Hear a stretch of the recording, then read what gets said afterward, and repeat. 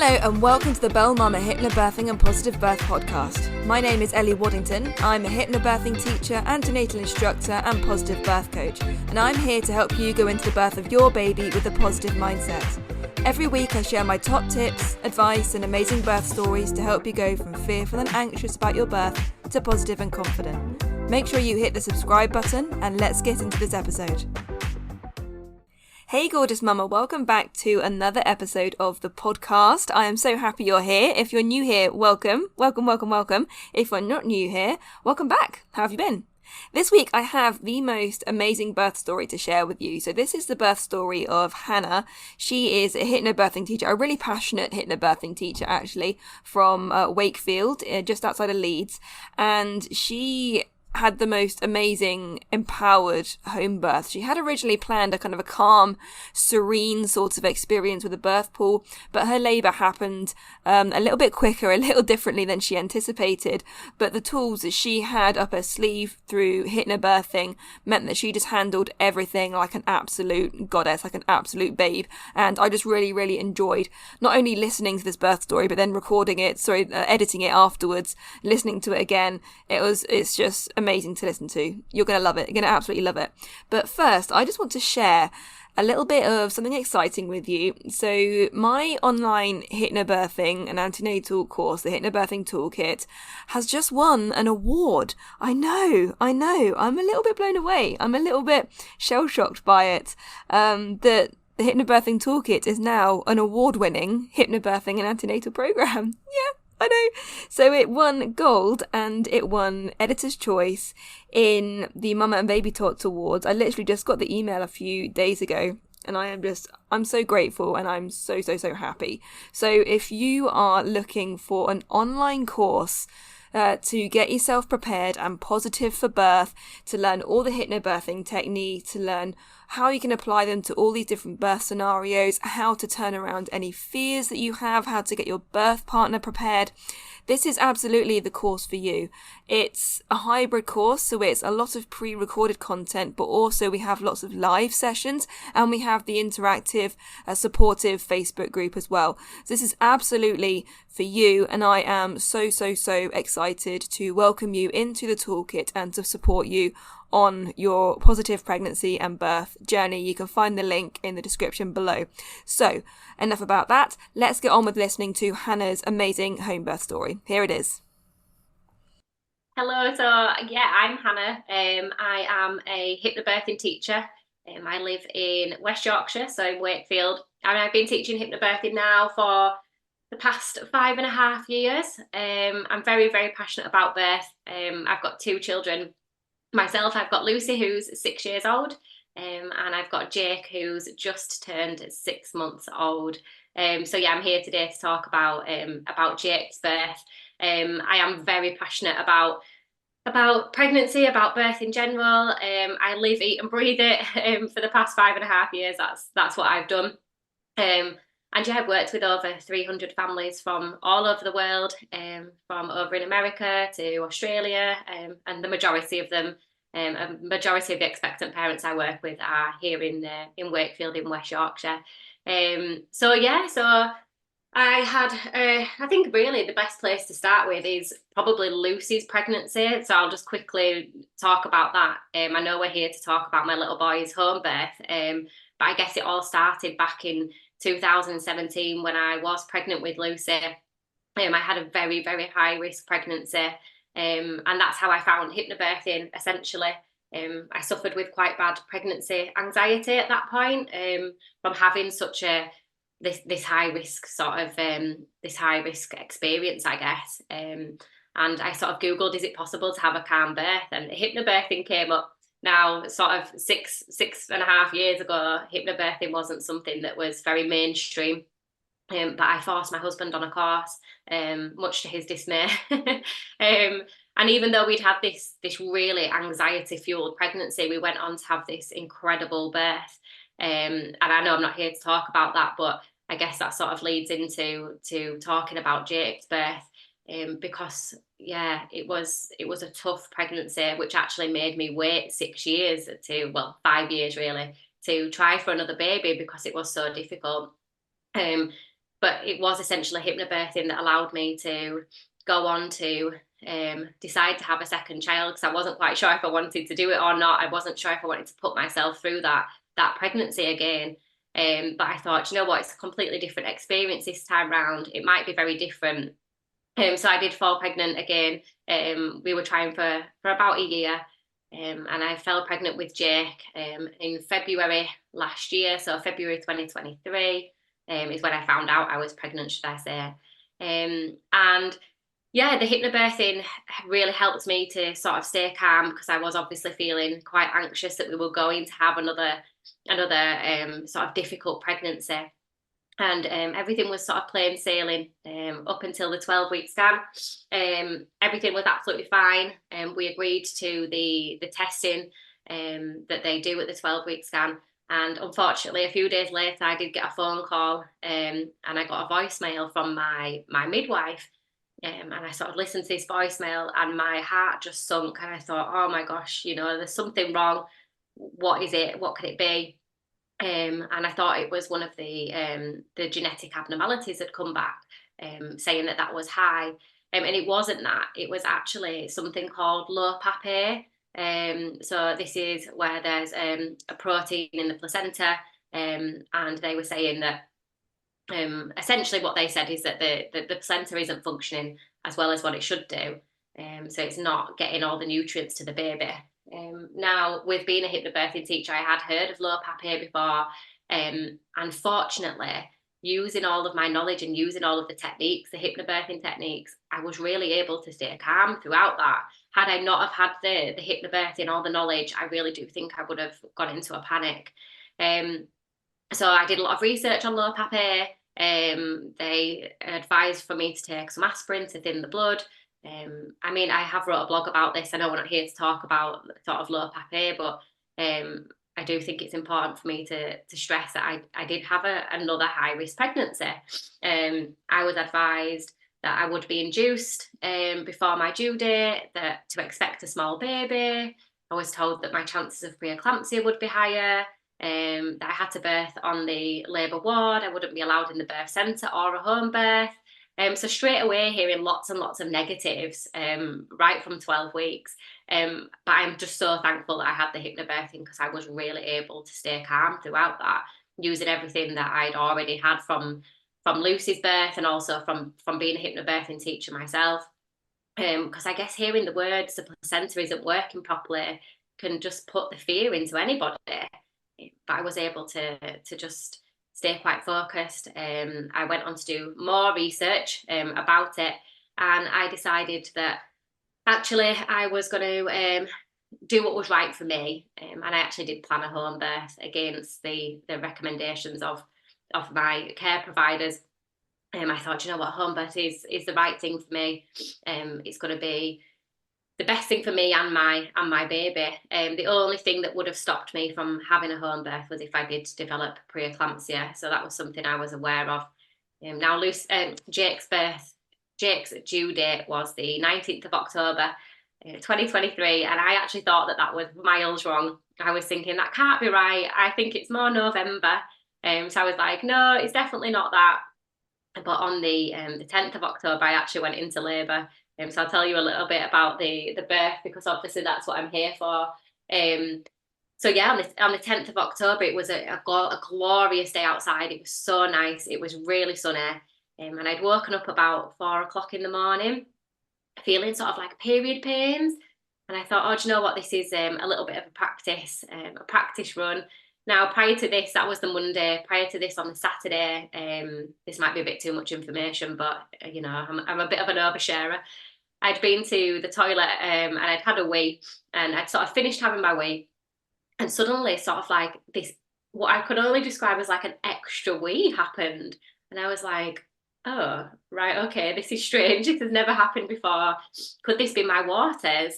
I thought, no, surely not. You know, I don't even think that I am 38 weeks. I think I'm probably about 36 weeks. I don't think it's anything.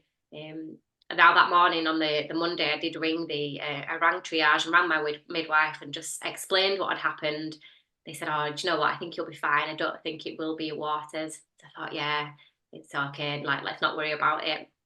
So that morning, like I say, at 4 o'clock, I'd woken up with these period-like sensations, and I'd gone back to sleep, and I just kept waking up with this feeling. And I thought, oh, right, okay, maybe we're getting Braxton Hicks here. Maybe this is sort of a practice run. I asked my husband to take our daughter Lucy to school because I just didn't feel like I wanted to be up and out. So he did do that, and then off he trotted to work.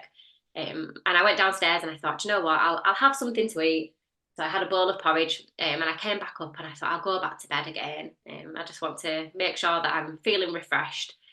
So I listened to my hypnobirthing tracks at that point, and I fell back asleep. I woke back up about 11 o'clock to my husband ringing me saying, I'm going to come home from work.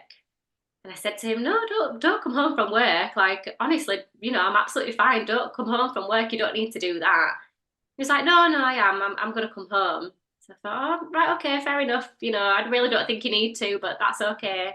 And so he did. He came home, and thank God he did come home. So when he came home, I was bouncing on my birth ball. I was watching Love Is Blind in the living room. He came home and he made me an omelette and some cheese on toast, which is what I requested. Very, very random. I was sort of like bouncing on the birth ball, eating this cheese on toast, this omelette, and sort of getting up and swaying and moving about. And I was still adamant that I wasn't in labour, and it was very much just a practice. So he said, look, let's go for a walk. That's something that you decided you wanted to do in labour. And I know you're saying it's not labour, but let's just, do you feel like you want to go for a walk? So I said, yeah, let's do it then. So I put on my sunglasses because it was really bright outside, and we went for a walk to the park with the dogs. Now looking back, I do know that it was definitely labour, but sort of in the sort of like the moment, I was just completely in denial, just absolutely in denial, just thinking it's just Braxton Hicks, it's just a practice. But I was stopping so often on that walk and breathing through, closing my eyes, visualizing, and then I'd be like, okay, I'm fine again, and I'd go a bit longer and take a few more steps. I was not doing many steps at all before I was having to stop again. And I think my husband knew that I was definitely in labour, but yeah, just complete denial. And this happened with my previous labour as well with Lucy. I turned up at the hospital at 9 centimetres dilated with Lucy, and expecting them to tell me I wasn't in labour. So really, I should have known. But I didn't. I was just walking around the park. And one thing that happened that I vividly remember is the wheelie bin cleaner was there, and he was cleaning out the wheelie bins, and I stopped right next to him, having what I now know was a contraction. Stopped right next to him, and he was looking at me like, are you okay? And all I could think was, oh, this absolutely stinks. Like, this stinks, but I need to stop. I can't do anything. I'm just gonna have to sort of grin and bear it for a few seconds. And then I breathe it away, and I just carry on walking. And then we got home.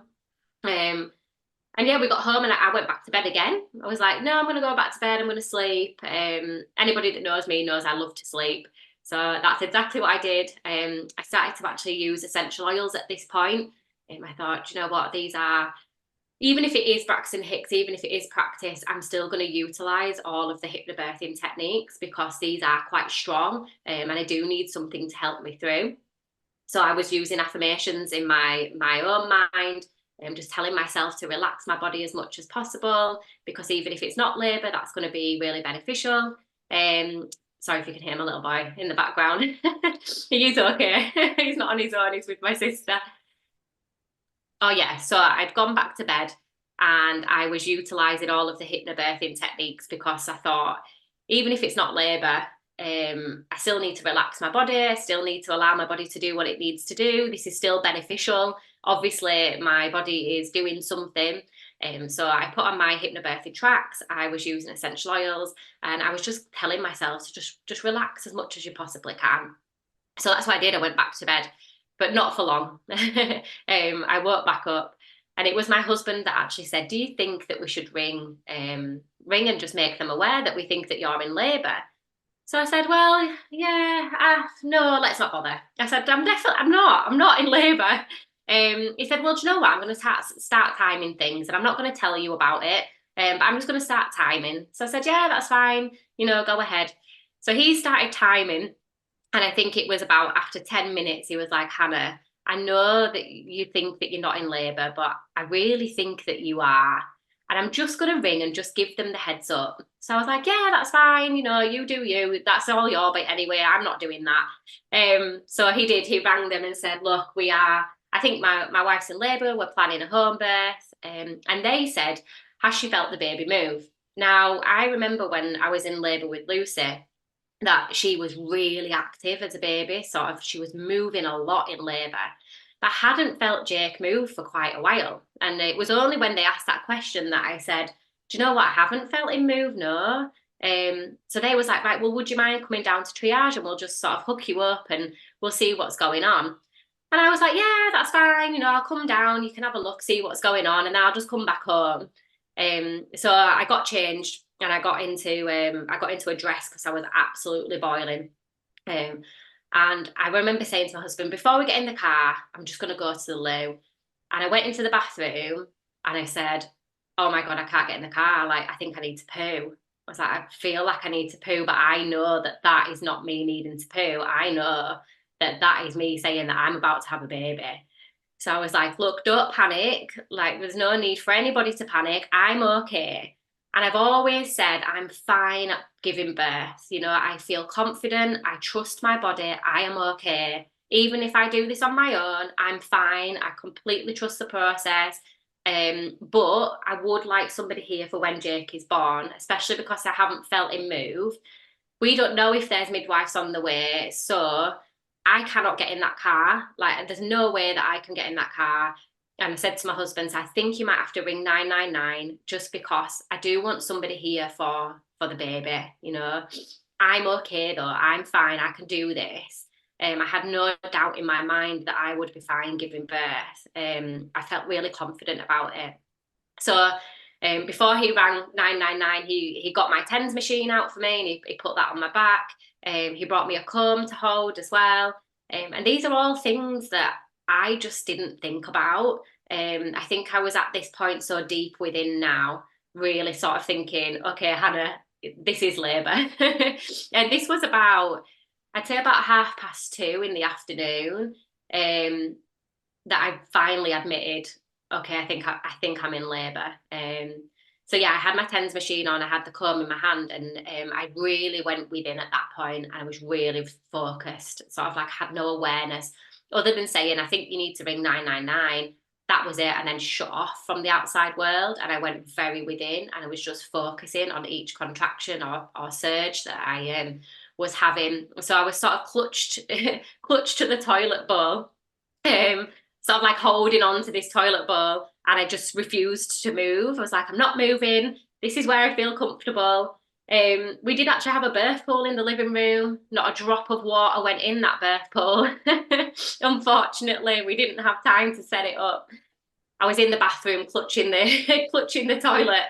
And the only thing that I remember coming out of my zone for was hearing the 999 call handler say to my husband, you must get her to lay down on her back. And that's all he kept saying. All I could hear was, you need to tell her she's got to lay down on her back. She has to be on her back for when the paramedics come. And I remember just literally in my mind wanting to scream and just tell him to F off. I was just like, and my husband said it twice. He was like, Hannah is saying that you must be on your back. And I turned around and I said to him, do not ask me again. Like, I'm not laying down on my back. And then he said to the call handler, look, she's not laying down on her back and I'm not going to ask her again. But I really remember that. And I just remember being so annoyed and thinking, I know that that's your training and I understand what you're saying, but there's absolutely no way that you are getting me on my back. So a few minutes later, I sort of heard the blue lights, I heard the siren, should I say, and 4 paramedics entered the house. And that's obviously because they send two ambulances to a birth. So they send one for me and one for Jake.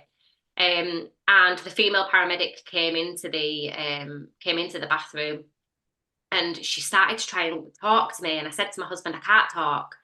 So he did all the talking for me. You know, I was so within, just not focusing on anything else. And she was trying to say, so can you talk me through your day? What's been happening? And I just said, I can't talk. So Chris just took over completely and he did all the talking for me. Um, she then said, can I have a look? So I said, yeah. And she said, she said, I don't know why you've called us because there's no sign of a baby. And I was just like, oh my God, are you joking? I was like, and my heart just sunk. And I was like, are you joking? You're telling me there's no sign of a baby? Like, this can't be right. Like, this cannot be right because these are now really intense. Like, they're really, really, really strong and powerful. She was like, I just don't know why we're here. Like, there's no sign of a baby. And I was like, and it took all my strength to just go back within and just be like, Hannah, just keep going, just trust your body. You know that there's something happening. You know this is strong and you know this is intense. And I really had to get myself back in that zone because I was so disappointed at that point. So that was about 3 o'clock, about 3 o'clock-ish in the afternoon. And they were saying sort of like, we need to get you out of here. There's not enough space for us in this bathroom. And all I kept saying was, just give me a minute. Just give me a minute. That's all I could say. Just give me a minute. Just give me a minute. I can't move. I can't do anything. Anyway, they passed me the gas and air, and I had some of that. And my husband was like, look, Hannah, we do actually really need to get you out of the bathroom. We can't, like, nobody can get in. It's too small. So I said, well, you're going to have to lift me because I can't move. So bless him, my husband literally just scooped me up. He just scooped me up, and he put me on the landing. And I knew that I didn't actually want to be in that bathroom. I did want to move because it was a hard floor. It was hurting my knees, but I couldn't physically move. I was like, I can't move. I know that I want to move. I don't want to be in here because it's hurting me, but I can't move. Like, I just can't physically move my body. So I said to him, look, just lift me up. So he did. He just scooped me up, and he put me on the landing where I was on all fours at that point.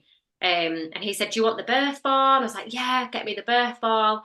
So he got me that, and I was sort of, my hands were on the birth ball. I was like leaned over the birth ball on my knees, and that was incredible. That was like so much relief for me to be in that position.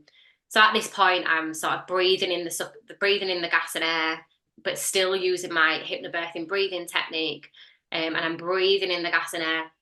And that's really, it is helping me. But at this point, I still don't know if my baby's about to arrive. And then a midwife comes and she sees me and she's like, hi, Hannah, sort of like, I'm your midwife. How are you? Doing really well. And then she looks and she's like, okay, your baby's head's about to arrive. And I was like, oh my gosh, I knew it. I was like, thank you. I was like, I knew that I was near the end. I'm so pleased. Like, and this was like 15 minutes after they told me there was no sign of a baby. And she was like, Hannah, your baby's about to arrive. You're doing so well. And I was just roaring. I was so loud. So when I'd give birth to Lucy, I was really quiet. I was so loud. I wasn't screaming. I was just completely roaring. And it really helped me. It was so beneficial. So I'd got the TENS machine on. I'd got this comb in my hand that I was using. I was on the birth ball. I was using the gas and air. And my husband brought me some Lucozade. And again, he was bringing me everything that I needed, but I couldn't communicate that. I couldn't really speak. So without him, I don't know what I would have done because he was giving me everything that I needed that I didn't even know I needed, if that makes sense. And that is 100% down to hypnobirthing. So I think it's important to say that I paid for a full hypnobirthing course with this pregnancy. Much to my husband's dismay, he was like, Hannah, this is your job. Can you not just do it for us? And I said, no, because I need you to completely refresh everything in your mind with hypnobirthing. So we paid and we went to a hypnobirthing course. And I'm so pleased we did because he could read my mind without me even knowing it. So he brought me the TENS machine, the comb, he brought me Lucozade because I was flagging a little bit. He put the fan on and had the fan blowing in my face because I was just so hot. I was sweating so much. That fan was honestly a heaven. To just have that distraction was amazing. So yeah, he was doing everything that I needed that I didn't know that I needed, if that makes sense. And yeah, I remember him saying, can you just close to the midwife, would you just mind closing the window? Because I was that loud, I think he was thinking people are going to wonder what's going on in here. But it was so helpful, these deep sounds, like this roaring my baby out. And I didn't know until afterwards, but apparently the midwife was telling me how to push and she was trying to guide me through pushing. I completely did not hear that at all. I had no idea she was saying that to me. So I was just listening to my body. And all I was saying in my mind, I can really vividly remember this, is trust your body, do what your body's telling it to do what your body is telling you to do, and relax your face. That's all I kept saying. Trust your body, do what it's telling you to do, relax your face. And I just kept saying it on repeat over and over and over again. Anyway, then the second midwife arrived literally just as Jake's head came out and Jake's head was born.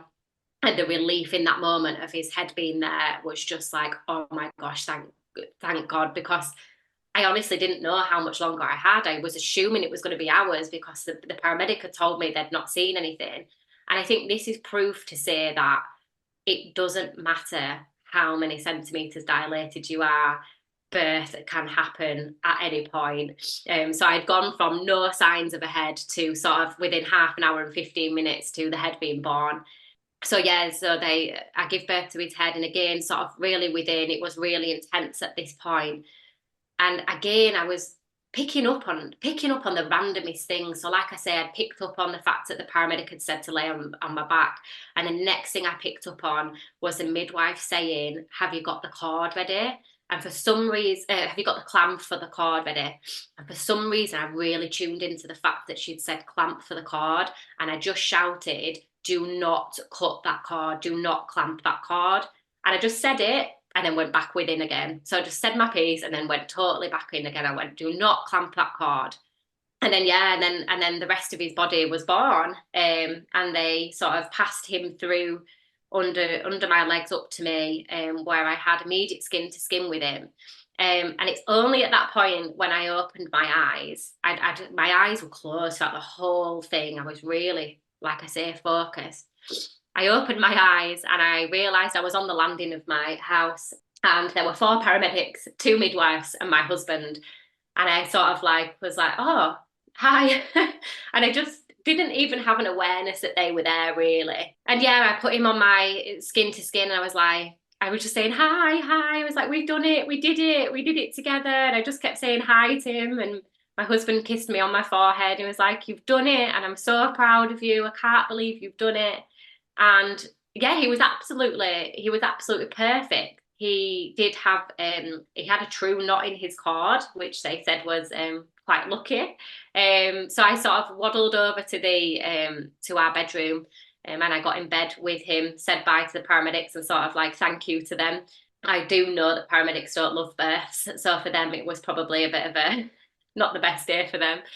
And I sort of laid on the bed with him and waited for his cord to turn white. So that was really important for me. And the midwives were great. There were 2 young midwives. They were just sat on the floor, just totally respectful of our privacy. And they just said, yeah, we'll wait for that cord to turn white, however long you want to wait, and then we'll cut it. So I was just sat there and my husband brought me a can of Coke, and oh my gosh, that is the best can of Coke I've ever had in my life. I was just laid in bed with Jake on me with this can of Coke. And eventually, about half an hour later, his cord did turn white and stopped pulsing. And we did cut it at that point. And then it was really important for me again to birth a placenta on my own. So I headed off to the bathroom. I gave Jake to my husband, where he had skin to skin with him, just while I went into the bathroom. And I birthed the placenta on the toilet. It came away quite easily. And I put it straight in the freezer because I did decide to encapsulate it. The midwives were great. They're so respectful. And they actually said how lovely it was not to have an obstetrician in sight. There's not an obstetrician in sight, no intervention in sight. It was just a very quick but great birth. I jumped in the shower because I was so hot. I was so sweaty, unbelievably sweaty from the birth and that day being so hot. I jumped in the shower, and afterwards I just got back into our own bed. My husband made me a pizza.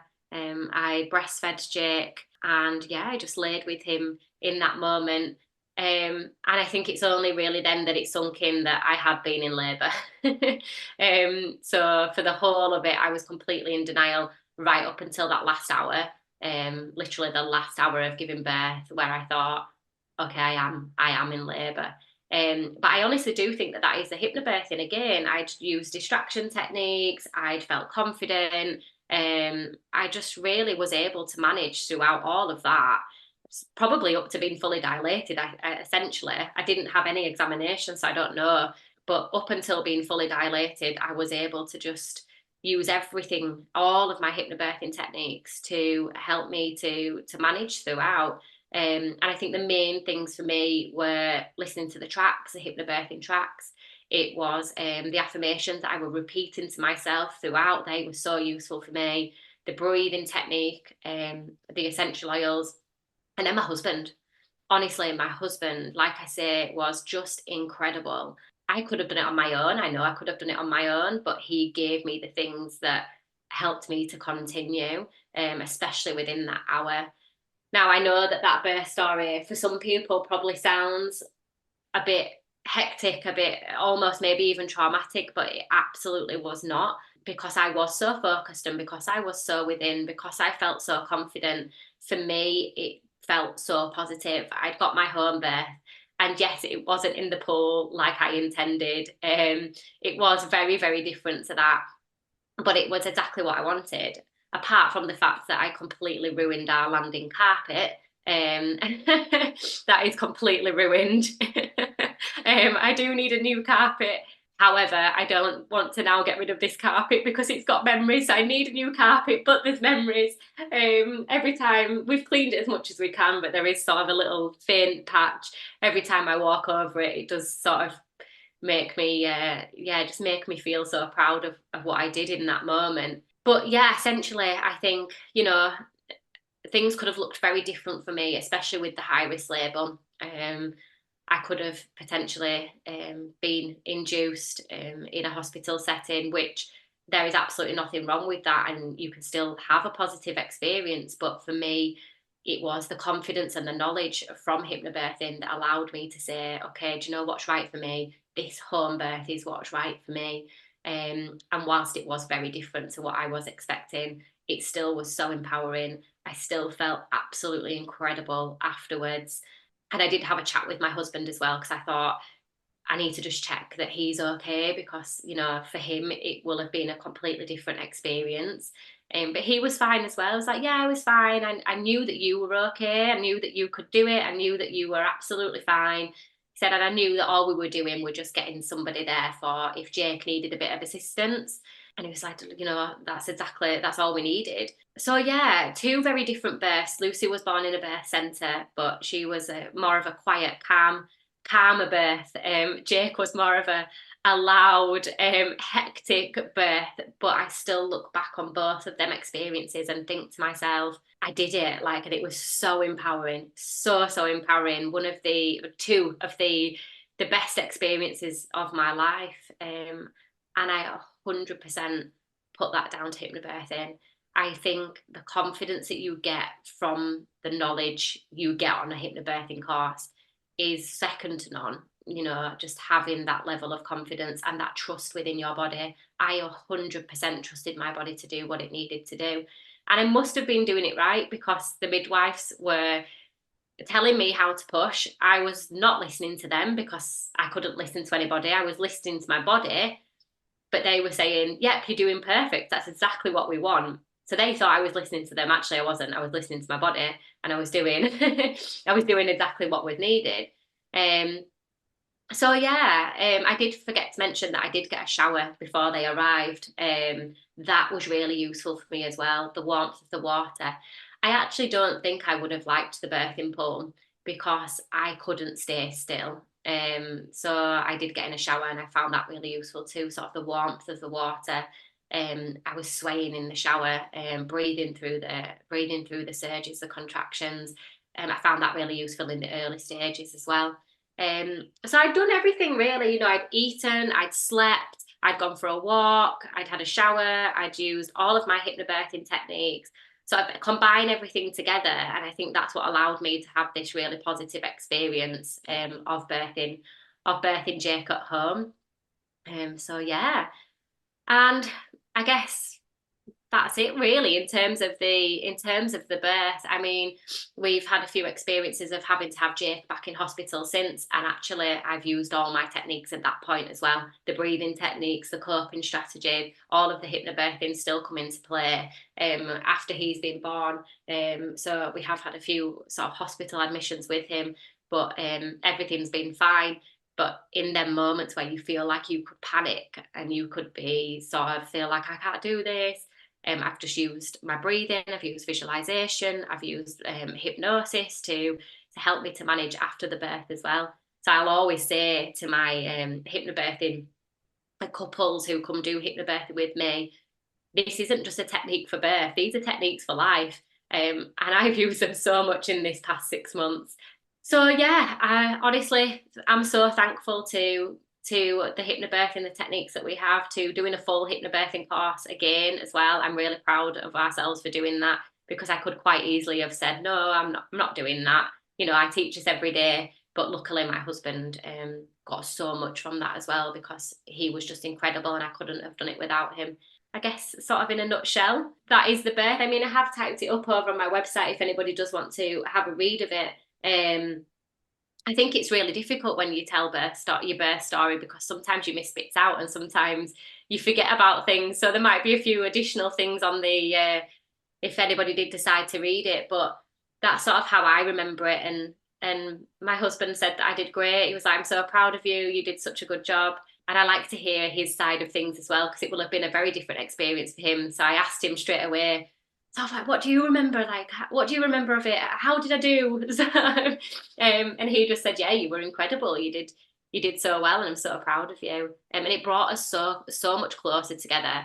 I remember feeling after Lucy's birth that I just found this whole new like love for him as my husband. And the same thing happened again, because he had so much respect for me and I had so much respect for him, because we worked as such a team. And that's a lovely feeling as well, to just feel like you've been brought closer together because of this wonderful experience. You know, we brought Jake into the world together. I guess I did most of it, you know, but he really helped me as well.